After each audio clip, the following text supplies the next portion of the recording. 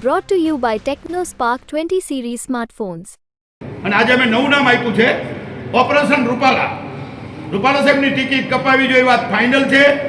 છેલ્લા ઘણા સમયથી આપણે એવું જોઈ રહ્યા છીએ કે પરસોત્તમ રૂપાલાએ ક્ષત્રિય સમાજ વિરુદ્ધ એક વિવાદિત ટિપ્પણી કરી હતી. આ ટિપ્પણીને લઈ અને ક્ષત્રિય સમાજમાં રોષની લાગણી અનુભવાય છે અને એ રોષ વધતો જાય છે. દિવસે ને દિવસે આ રોષ માટે અનેક બેઠકો પણ થઈ હતી. તેના સમાધાન માટે જયરાજસિંહની આગેવાની હેઠળ એક ગોંડલમાં બેઠકનું આયોજન પણ થયું હતું. પરસોત્તમ રૂપાલાએ માફી પણ માંગી લીધી હતી. પરંતુ હવે વાત બહુ વધારે જ વિફરી ગઈ હોય તેમ લાગે છે. રાજકોટની અંદર એક બેઠકનું આયોજન કરવામાં આવે છે, એક મહાસંમેલનનું આયોજન કરવામાં આવે છે, જેમાં ક્ષત્રિય સમાજના પ્રવક્તા એવા કરણસિંહ ચાવડાએ એક એવું નિવેદન આપ્યું છે કે હવેથી પરસોત્તમ રૂપાલાની ટિકિટ માંગવાની અને ટિકિટ રદ કરવાની જે વાત છે તેની ચળવળને અમે ઓપરેશન રૂપાલા નામ આપી દીધું છે. આ ઓપરેશન રૂપાલા નામ એટલા માટે આપવામાં આવ્યું છે કારણ કે ગમે તે થાય હવે ક્ષત્રિય સમાજ પીછેહટ નહીં કરે, નહીં કોઈ સમાધાન કરે, નહીં કોઈ માફીની એકેય પ્રકારની હવે અપેક્ષા રાખવાની નથી એવું ક્ષત્રિય સમાજ દેખાડતો હોય તેમ લાગે છે. રાજકોટની અંદર મળેલી આ બેઠકમાં ઓપરેશન રૂપાલાની જે વાત છે તેને આગળ વધારતા એક મહારેલીનું પણ આયોજન કરવામાં આવ્યું હતું, જેમાં ક્ષત્રિયાણીઓએ કેસરી અને જેટલા પુરુષો હતા તેમણે કેસરી કલરના સાફા પહેરી અને રાજકોટના કલેક્ટર સુધી આવેદન પત્ર આપવા પણ પહોંચ્યા હતા અને એક મહાશક્તિ પ્રદર્શન થતું હોય તે પ્રકારનો એક માહોલ સર્જાઈ ગયો હતો. હવે આમાં એ વાત આવે છે કે આ ઓપરેશન રૂપાલાને સફળ કઈ રીતના બનાવશે. તો અત્યારે જે પ્રવક્તા કહી રહ્યા છે કરણસિંહ ચાવડા, એમના પ્રમાણે એવું છે કે અત્યારે જે પણ જિલ્લાઓની અંદર જેટલા પણ શહેરો છે તેમાં દરેક જિલ્લા અને શહેરના કલેક્ટરને ક્ષત્રિય સમાજ અને તેમના લોકોને આગેવાનો જઈ અને કલેક્ટરને આવેદન પત્ર પણ આપી રહ્યા છે કે ગમે તે થાય પરસોત્તમ રૂપાલાની જે ટિકિટ છે તે ફરીથી પરત લઈ લેવામાં આવે. આ ઉપરાંત પણ કરણસિંહે એવું પણ કહ્યું છે કે જે પણ જિલ્લા અને શહેરોની અંદર, જે પણ તાલુકાઓની અંદર આ વસ્તુ અને આ નિવેદન કે આવેદન પત્ર કલેક્ટરને નથી આપવામાં આવ્યા તે જગ્યાએ જઈ અને ક્ષત્રિય સમાજના જે કલેક્ટરને આવેદન પત્ર આપે તેવી પણ અપીલ કરતો એક વાત તેમણે મૂકી છે. મારા જય સોમનાથ, જય રઘુનાથ, જય માતાજી. હું કરણસિંહ ચાવડા, પ્રવક્તા, ગુજરાત રાજ્ય ક્ષત્રિય રાજપૂત સંકલન સમિતિ, સભ્ય કોર કમિટી. આપ સૌ મીડિયાના મિત્રો હું સ્વાગત કરું છું. આજે અમારા સમગ્ર ગુજરાત રાજ્યના સંકલન સમિતિ અને ક્ષત્રિય સમાજ જિલ્લાના સંગઠનોની પ્રતિનિધિત્વ કરતી કોર કમિટીના સભ્યોની મિટિંગ આજ રોજ શ્રી હરભમજી રાજ ગરાસિયા છાત્રાલય રજપૂતપરા રાજકોટ ખાતે મળી. આ મિટિંગની અંદર જુદા જુદા મુદ્દાઓ વિશે આગેવાનોએ ચર્ચા કરી. અમારી અત્યારની ચર્ચા જે છે એને અમે પાર્ટ 1 નામ આપીએ છીએ. અહીંયા રૂપાલાજીની ઉમેદવારી અમને આશા છે કે રદ થવાની જ છે, પણ તે પહેલાં ઉમેદવારી એ નોંધાવે એ પહેલાં અમારા જે કાર્યક્રમો છે અને એની જે ચર્ચા થઈ છે એ આ બધા સર્વે હોદ્દેદારોની અનુમતિથી સંકલન સમિતિની કોર કમિટીને સમગ્ર ક્ષત્રિય સમાજની અનુમતિથી આપ સૌને જાહેર કરું છું. આપ જાણો છો એ પ્રમાણે ગુજરાતના તમામ તાલુકા અને જિલ્લામાં પરસોત્તમ રૂપાલાની ઉમેદવારી રદ થાય એ માટેના આવેદનપત્રો આપવાનો દોર એ છેલ્લા 7 દિવસથી ચાલી રહ્યો છે. આપના માધ્યમથી વિનંતી કરું કે જે પણ તાલુકા અને જિલ્લામાં આ બાબતનું આવેદનપત્ર આપવાનું બાકી હોય તો ક્ષત્રિય સમાજ અને ક્ષત્રિય સમાજની સાથે જોડાયેલા તમામ સમાજો સાથે લઈ, કારણ કે આ એક ધર્મ યુદ્ધ છે, અસ્મિતા યુદ્ધ છે. એટલે તમામ સમાજો, ગુજરાતના તમામ સમાજો અમારી સાથે છે. એટલે જ્યાં આવેદનપત્ર બાકી હોય ત્યાં કલેક્ટરશ્રી, પ્રાંત અધિકારીશ્રી, મામલતદારશ્રીની કક્ષાએ જ્યાં જ્યાં જે જિલ્લા તાલુકામાં આવેદનપત્ર આપવાની પ્રક્રિયા બાકી હોય એ તમામ જગ્યાએ આવેદનપત્ર અપાય. આ અમારો મુદ્દા નંબર 1. મુદ્દા નંબર 2 કે અમારા જિલ્લાના સંમેલનો એ છેલ્લા 5 દિવસથી ચાલી રહ્યા છે. ભાવનગરમાં સંમેલનનું આયોજન થયું, એમાં પણ 10,000 ઉપરાંત ક્ષત્રિય સમાજ અને તમામ સમાજો હાજર હતા. એ જ પ્રમાણે સુરેન્દ્રનગરમાં પણ 10,000 ઉપરાંત અમારા ભાઈઓ, બહેનો અને માતાઓ ઉપસ્થિત હતી.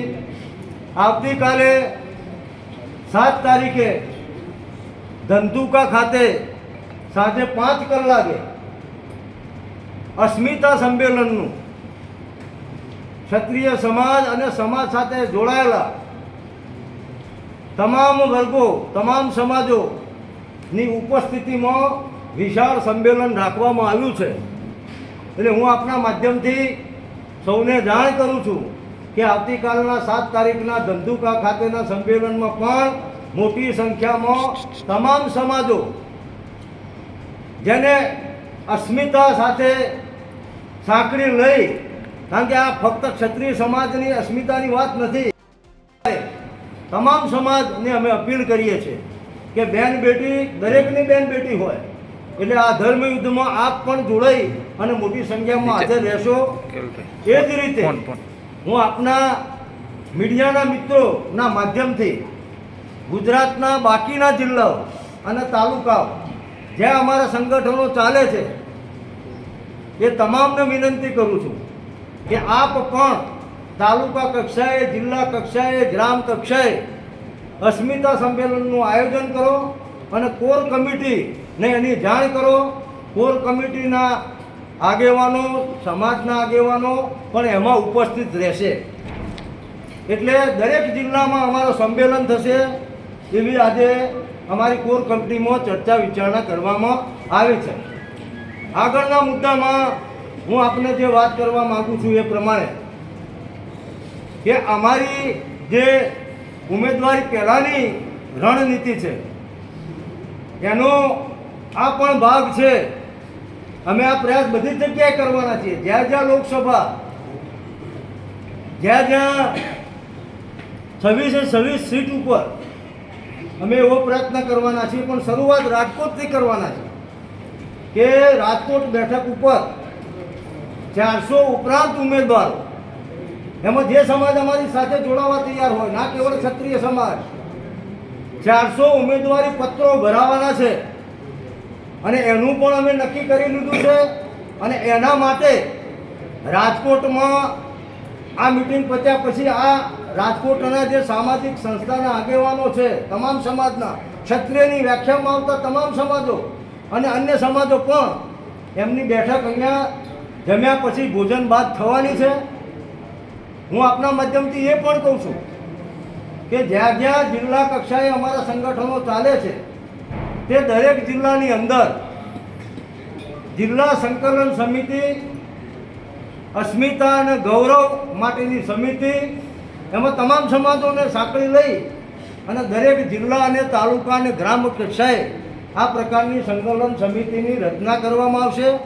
એ જ રીતે પ્રદેશ કક્ષાએથી શરૂ કરી અને જિલ્લા તાલુકા કક્ષાએ અમારી લીગલ ટીમ, જેમાં ક્ષત્રિય સમાજના તો વકીલો હશે જ, પણ અન્ય સમાજના, કારણ કે આપ જાણો છો કે છેલ્લા 3 દિવસથી સમાજો આવી રહ્યા છે ટેકો આપવા માટે. માલધારી સમાજ હોય, જૈન સમાજ હોય, ખત્રી સમાજ હોય, સમગ્ર ગુજરાતના ખત્રી સમાજ કે જે રાજસ્થાનથી જોડાયેલો છે અને મોટી વસ્તી ધરાવે છે, એમને પણ અમને ટેકો આપ્યો છે. હવે આમાં આગળ એ જોવાનું રહ્યું કે આવતીકાલે એટલે કે તારીખ 7 એપ્રિલે ધંધુકાની અંદર ક્ષત્રિય સમાજ દ્વારા એક અસ્મિતા સંમેલનનું આયોજન કરવામાં આવ્યું છે. આ અસ્મિતા સંમેલનની અંદર માત્ર ક્ષત્રિયો જ નહીં, પરંતુ જે પ્રવક્તાના કહેવા પ્રમાણે એવું છે કે દરેક સમાજના આગેવાનો, દરેક સમાજના લોકો આ સંમેલનની અંદર હાજરી આપે અને તેમનું સમર્થન પણ કરે. પરસોત્તમ રૂપાલાની ટિકિટ પરત લેવા માટે પણ તેમનું સમર્થન હોવું જરૂરી છે. હું પીટી જાડેજા, આંતરરાષ્ટ્રીય પ્રમુખ ક્ષત્રિય રાજપૂત યુવા સંઘ. આજરોજ જેમ કરણસિંહભાઈએ જે વાત કરી બધી એ હું રિપીટ નથી કરતો. રણનીતિઓ અમારી ઘડાઈ ગઈ છે. આપણે જે ધંધુકાની વાત કરી એ ધંધુકા અમારું મહાસંમેલન નથી, પણ મહાસંમેલન જેટલા માણસો થઈ જાય છે એ આપ કાલ જોઈ શકશો. એનો આંકડો હું નથી આપતો, પણ આપની સમક્ષ આવી જશે. એ તો 25,000 કહે છે, 25,000થી પણ વધારે થશે, બરાબર છે. એવા સમાચાર ત્યાંથી મને મળે છે. એટલે અમે પહેલું સંમેલન કર્યું જામનગર, બીજું કર્યું સુરેન્દ્રનગર, ત્રીજું કર્યું ભાવનગર, ચોથું ધંધુકા, એમ 16 જિલ્લામાં જે ક્ષત્રિયોની વસ્તી છે, બરાબર છે, એ સમગ્ર સંમેલન કરી, પછી તાલુકા લેવલના સંમેલન કરી અને દરેક ગામના સંમેલન કરી. અમે જિલ્લાની સમિતિ સાંજે બનાવવાના છીએ રાજકોટ શહેર માટે, પછી જિલ્લાઓની સમિતિ બનાવશું, પછી તાલુકાની સમિતિ બનાવશું, જિલ્લાને તાલુકાની જવાબદારી આપશું, તાલુકાને ગામની જવાબદારી આપશું. એક તાલુકામાં 60 ગામ હોય તો 25 યુવાનો એ 60 ગામની જવાબદારી લેશે અને ગામે ગામ એ ત્યાં સંમેલન કરશે. ગામની સંખ્યા હોય એટલું અને સમગ્ર ગામ અને સમગ્ર 18 વરણ અમારી સાથે છે. એક પછી એક આવતા જાય છે. હજી અમે બધા પાસે જઈ શક્યા નથી અને અમને ખાતરી છે, વિશ્વાસ છે. અને આજે અમે નવું નામ આપ્યું છે ઓપરેશન રૂપાલા. રૂપાલા સાહેબની ટિકિટ કપાવી જોઈએ વાત ફાઇનલ છે. ક્ષત્રિય સમાજમાં ભયંકર રોષ છે. આજે અમારી બહેનું કેવલમ ખાતે જોહર કરવા જવું પડે, રાજકોટમાં અપવાસ ઉપર ઉતરવું પડે, અને છતાં સરકાર એક વ્યક્તિને બચાવવા માટે, અરે હું તો એમ કહું છું કે જો પરસોત્તમભાઈમાં 1% ખાનદાની હોય તો બહેનો જોહર કરે તે શરમ આવી જોઈએ ને કે મેં આ બહેનોની ટિપ્પણી કરી છે, એને સ્વૈચ્છિક રદ કરવા માટે પોતે જ હટી જવું જોઈએ કે મારે આ ચૂંટણી નથી લડવી. પોતાનો સ્વાર્થ ખાતર, પોતાની સત્તા માટે સત્તાને ક્ષત્રિય સમાજ સામે કરે છે. એ કેટલા અંશે યાદી છે. આજની અમારી જે રણનીતિ ઘડાની છે એ ચૂંટણીની 12 તારીખ ફોર્મ ભરાય ત્યાં સુધીની, પછીની અમે તમને જાહેર કરશું કે 12 પછી હું 12 પછી 100% રૂપાલા સાહેબને જવું પડશે. એવી રણનીતિઓ અમે ઘડવાના છીએ. પણ એ અત્યારે આમ જેમ તમને કીધું કે સંમેલનની તારીખ નહીં આપીએ, એમ એ ગુપ્ત છે અને ગુપ્ત રાખવાની છે. કહેવાય ને કે સસ્પેન્ડ, એનું રહસ્ય રહેશે. એને રહસ્ય અમે તમને 2 દિન પાર્ટી અગાઉ કહી દેશું. જે રીતે ગઈકાલે પરસોત્તમ રૂપાલાએ સભામાં નિવેદન આપ્યું છે કે 2 દિવસમાં મારા ઉમેદવારી પત્રની તારીખ જાહેર કરી, બધાએ પાકડી બંધ આવવાનું છે અને સાથે સાથે ભાજપે રાજકોટ મક્કમ રૂપાલા અડીખમ આ પ્રકારના બેનર પણ લગાવી છે. આને લઈને શું કહેશો?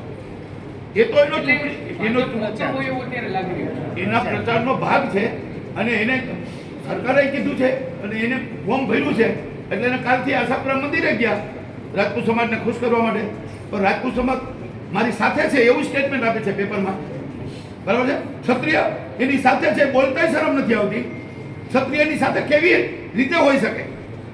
જોહરથી ગામે ગામ ભારે અગ્નિ જેવી સ્થિતિ છે અને એની વચ્ચે ક્યાં સમાજના ઓલા સ્ટેટમેન્ટ આપ્યું? હા, રાજપૂતો એનું આપ્યું હોય, ભાજપૂતો આપ્યું હોય, બરાબર છે. તો અમે આમાં ભાજપ કે કોઈ પણ પક્ષ કે પોલિટિક્સ કોઈના આમાં સામેલ રાખ્યા નથી. આ સ્વયંભૂત ક્ષત્રિય સમાજની બેન દીકરીઓ, ઘરે ઘરે યુવાનો કાર્યક્રમમાં રોષ છે કે જેને અમારા પ્રણામ કરી અને અમે આંદોલન પણ શાંતિપૂર્ણ ચાલે એ રીતે કાયદો પણ હાથમાં નહીં લઈ એ પણ અમે યુવાનોને, કારણ કે ક્ષત્રિયનું લોહી છે, ગરમ થઈ જાય, બરાબર છે. તો એને અમે સમજાવવાનો પણ એક પોઈન્ટ અત્યારે લીધો છે કે આ મહાસંમેલન પહેલાં આપણે એક એલાન કરવું પડે અને વચન લેવું પડે કે હું બીજા કોઈ પણ જાતના ત્યાં ઘર્ષણ થાય અને પોલીસ અને ક્ષત્રિય સમાજ સામે આવી જાય એવું અમે નથી ઈચ્છતા. અમારે અત્યારે એક જ મુદ્દો છે પરસોત્તમભાઈ. આજની રેલીમાં આપ સૌ જોડાવાના છો? 3:30 વાગે રેલી છે આજે, મહારેલી. હા, આજની રેલીમાં જોડાવાના છીએ. સમગ્ર રાષ્ટ્રની અંદર 22 કરોડનો પ્રશ્ન છે. આજે મહિપાલસિંહ રેલીમાં આવે છે, કાલ ધંધુકાના ફંક્શનમાં આવે છે અને આ આંદોલન અમે 22 રાજ્યોમાં લઈ જાય છે અને કરણી સેના 22 રાજ્યોમાં પથરાયેલી છે. એટલે શરૂઆત કરશો રાજસ્થાન, MP, UP અને બિહાર. ક્ષત્રિયની મહિલાઓ આજે જોહર કરવા જઈ રહી છે, શું કહેશો? અહીં તો મેં આપને કીધું કે વિનંતી કરી છે, સમજાવવાની કોશિશ કરી છે. આગેવાનો અત્યારે ત્યાં હાજર જ છે. આ સમર્થનની વાત કરી છે. એ ઉપરાંત એવી પણ વાત કરી છે કે આવનારા સમયમાં ધંધુકા બાદ પણ અમે દરેક તાલુકા અને જિલ્લાની અંદર આવા અસ્મિતા સંમેલનનું આયોજન કરશું. દરેક સમાજના દરેક આગેવાનો સાથે બેઠક કરશું અને તેમની પાસે પણ સમર્થનની માંગ રાખી છે. હવે આમાં એવું નથી કે ક્ષત્રિય સમાજ માત્ર શક્તિ પ્રદર્શન કરે છે, રેલી યોજે છે, ઉગ્ર આંદોલનો કરે છે કે પછી ઉગ્ર ચીમકીઓ ઉચ્ચારે છે. તેઓએ એવી પણ વાત કરી છે કે અમે આવનાર સમયની અંદર એક લીગલ ટીમનું પણ રચના કરવાના છીએ કે જેમાં કાયદાકીય રીતના જે પણ પગલાં લેવાના હોય તે પણ પગલાં અમે લઈશું. હાલ તો પરસોત્તમ રૂપાલા વિરુદ્ધ જે ઓપરેશન રૂપાલા ક્ષત્રિય સમાજ દ્વારા જારી કરવામાં આવ્યું છે તેને લઈ અને ક્ષત્રિય સમાજ અડગ રહેવાનું છે. આવનાર સમયની અંદર વધુ ઉગ્ર બને તેવી પણ શક્યતાઓ છે.